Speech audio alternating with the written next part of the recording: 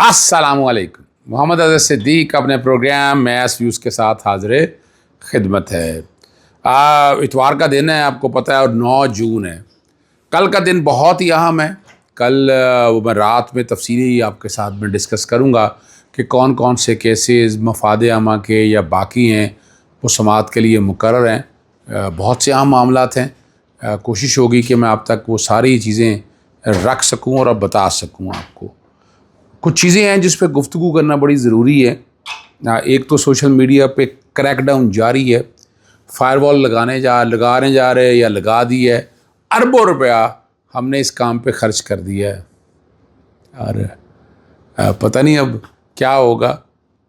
Digital terrorism کا بڑا شور پڑا ہوا ہے. وہ ڈیجیٹل ٹیررزم کا مطلب کیا ہے یہ پتہ ہی نہیں ہمیں. ہم باتیں بڑی کر رہے ہیں. ٹیررزم کو ڈیفائن کر کے ڈیجیٹل ٹیررزم ہے کیا اور وہ ڈیجیٹل ٹیررزم کا مطلب کیا، ذرا انگریزی پہ جا کر میں ابھی نہیں شیئر کر رہا. اس پہ ڈاکٹر وقاص نے امریکہ سے بڑی تحقیق کر کے جو ہے نا وہ چیزیں ذرا شیئر کی ہیں، اس پہ بات کریں گے. صنم جاوید اور عالیہ حمزہ کے گھر جو چھاپے آئے ہیں پڑے ہیں وہ یعنی اب کیا کرنا چاہتے ہیں یا پولیس کیا کر رہی ہے. تکلیفیں ہیں، دقتیں ہیں، پر یہ عدالتیں ہماری ساری دیکھ رہی ہیں اور عدالتوں کی خاموشی جو ہے وہ سمجھ سے ذرا بالاتر ہے. اور متنازعہ حد کے عزت بل کے بعد آگے صحافتی تنظیمیں کیا کرنے جا رہی ہیں اس پہ بھی گفتگو ہم کریں گے. سب سے پہلے میں آپ کے سامنے رکھ دیتا ہوں جو بہت ہی ضروری ہے، جو ڈیجیٹل ٹیررزم کے کانٹیکس میں ہے.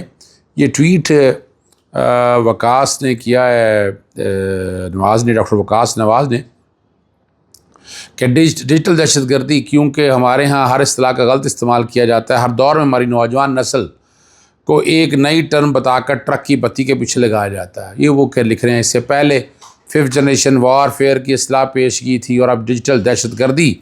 ہمارا المیہ یہ ہے کہ ہم جو ٹرم متعارف کراتے ہیں ہمیں خود بھی اس کا بیک گراؤنڈ نہیں پتہ ہوتا. یہ انہوں نے تحقیق کی، میں اپنے نام پہ نہیں ڈالنا چاہتا، وضاحت کروں. ہمیشہ کی طرح تاریخ اور حقائق کا حوالہ دوں گا اور مثال سے واضح کروں گا کہ جس اصطلاح یا جس دن کا پرچار کر رہے ہوتے ہیں اس کے پس منظر میں یا تو خود نا واقف ہوتے ہیں یا پھر دانستہ طور پر عوام کو گمراہ کرتے ہیں. مثلا پچھلے 25 سال سے ہر سال پاکستان پوری دنیا میں 21 فروری کے دن کو مادری زبان کے عالمی کے دن یعنی مدر لینگویج ڈے کے طور پر منایا جاتا ہے. اس دن پاکستان میں بھی تمام میڈیا اور صحافی بڑھ چڑھ کر اپنی مادری زبان کی اہمیت اور اپنی زبان کو پروموٹ کرنے کی بات کرتے ہیں، نظر آتی ہیں. سیاسی سطح پر میری زبان میری پہچان کا نعرہ لگایا جاتا ہے، لیکن کیا کسی حکومت اور چینل نے آج تک کسی عوام کو بتایا کہ 21 فروری کو ہوا کیا تھا؟ کیا آپ کو پتہ ہے کہ پوری دنیا میں یہ جو دن منایا جاتا ہے یہ ہمارے اپنے ملک کی داستان ہے. جب مشرقی پاکستان میں بے چینی پائی جاتی تھی کہ ملک کی سرکاری زبان اکثر عوام بولے جانے والی بنگلہ کی جگہ اردو کیوں ہے. یہ ہمارا اپنا ملک ہے جہاں 21 فروری 1952 کو ڈھاکہ یونیورسٹی ایسے طلبہ جو اس ایشو پر بات کر رہے تھے، پولیس نے ان پر فائر کھول دیا تھا جس کے نتیجے میں 5 اسٹوڈنٹ ہلاک ہو گئے تھے.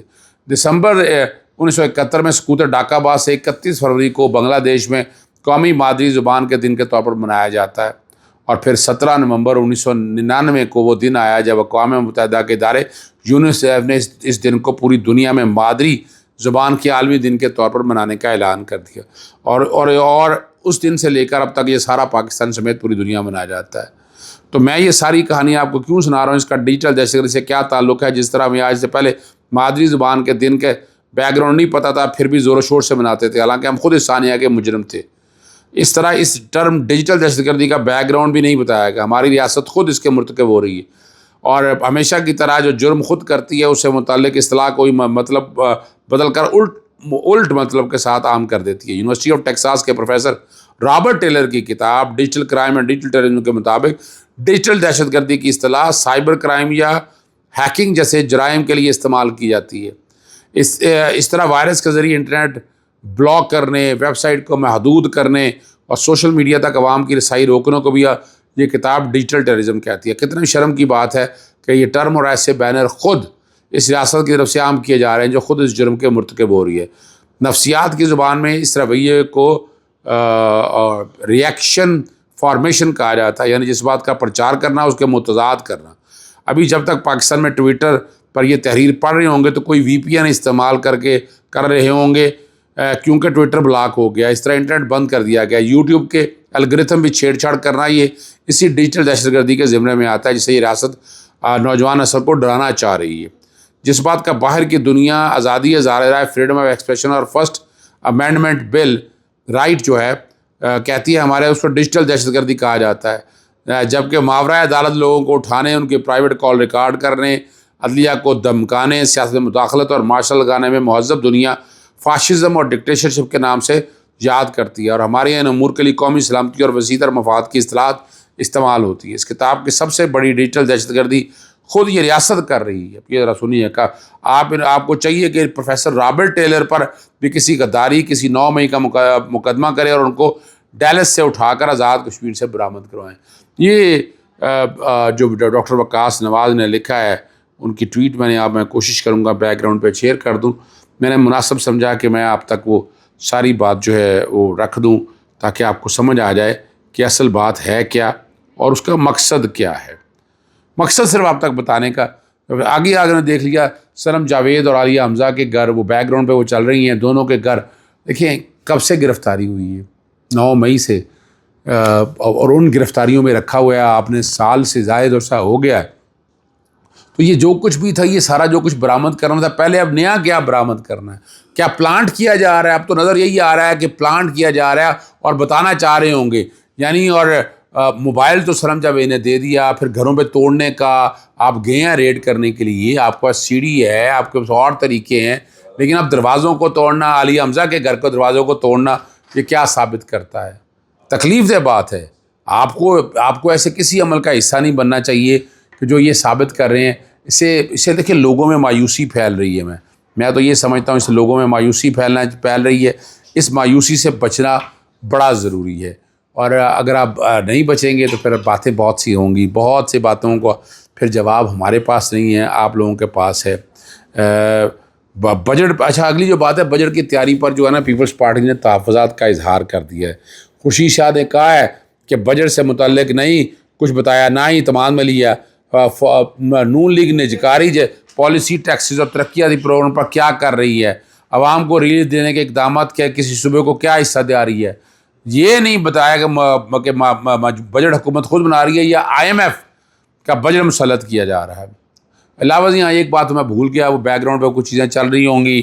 امریکہ میں بہت بڑا احتجاج ہوا اور کریڈٹ جاتا ہے یہاں نوید وڑائی صاحب، امجد نواز صاحب، عاطف خان صاحب ہے، سجاد برقی ہے، امریکہ کی پوری ٹیم کا، ڈاکٹر شہباز گل بھی آئے ہوئے تھے ٹائم سکوائر کے اندر. اور لوگ بہت پریشان ہیں کہ اتنی بڑی تعداد میں امریکہ میں لوگ اکٹھے کیسے ہو گئے. اب اس کے بعد یہ اگلا ہونے جا رہا ہے 10 ڈاؤننگ اسٹریٹ کے اندر بھی شہریار قاسم سوری وہاں پر موجود ہوں گے. ان کا ٹویٹ بھی میں نے آپ کے سامنے کر دیا تھا. اور عمران خان پر ہونے والے مظالم اور ناانصافی کی ڈاکومنٹری بڑی اسکرین پر بھی جلائے گی، اور بہت بڑی تعداد میں لوگ وہاں پر امریکہ کے اندر موجود تھے. اب آگے برطانیہ کی باری ہے. آخری جو اب عبدالکریم کو جو ہے نا سرور روڈ تھانے منتقل کر دیا گیا ہے، اور ان پر 96/23 کیس ڈال دیا گیا ہے. پیش کیا جائے گا. 9 مئی کے واقعات میں ملوث ہونے کا الزام لگایا گیا ہے. اور متنازع جو حد کے عزت بل ہے، صحافی تنظیموں کا حکومتی تقریبات، وفاقی اور صوبائی بجٹ کا آج میری ملاقات ہوئی بہت سے لوگوں سے، بہت سے صحافیوں سے، جس میں آگے چیلنج کرنے کے حوالے سے بہت سی چیزیں ڈسکس ہوئی ہے. یہ متنازع جو حد کے عزت کا بل ہے، انہوں نے جو فیصلہ کیا حکومتی تقریبات، صوبائی اور قومی اسمبلیوں کے اجلاس، صوبائی بجٹ کی کوریج کے ساتھ حکومتی تعلیمی جماعتوں کی سرگرمیوں کا بائیکاٹ، اور right action joint action forum کا جو کمیٹی کا اجلاس ہوا، CPNE، APNS، ایمنڈ، PBA، PFUJ اور پریس کلب کے ارکان نے شرکت کی. متنازع کالے قانون کے خلاف مشترکہ جدوجہد کا اعلان کیا، اور متنازع بل کے خلاف مؤثر چارجوئی کرنے کا فیصلہ بھی کیا گیا. اور یہ جو باتیں ساری کی ہے، طے یہ پایا ہے کہ متنازع قانون کے خلاف حکومتی تعداد میں شامل جماعتوں کے سوا دیگر سیاسی جماعتوں، انسانی حقوق کی تنظیموں اور بار کونسل سے مرحلہ وار بات کی جائے گی اور چیزوں کو آگے بڑھایا جائے گا. ایک آخری جو بات میں، وہ کرنل ثاقب نام کا ایک ٹویٹر اکاؤنٹ بنایا ہوا ہے، وہاں جنسی استحصال کے بڑی عجیب و غریب سی باتیں کر رہی ہیں. لوگ بڑا مجھ سے پوچھا ہے، لیکن اب دیکھیں اب تو پھنس جائیں گے ایسے لوگ بھی اس قانون کے تحت جو یہ زیادتی کرتے ہیں نا. اب حالات آپ کے سامنے آ جائیں گے، لیکن کب تک یہ اس نظام کو لے کر چلیں گے؟ تکلیفیں تو پھر بھگتنی پڑے گی۔ اجازت چاہتا ہوں، السلام علیکم، اللہ حافظ، پاکستان زندہ باد۔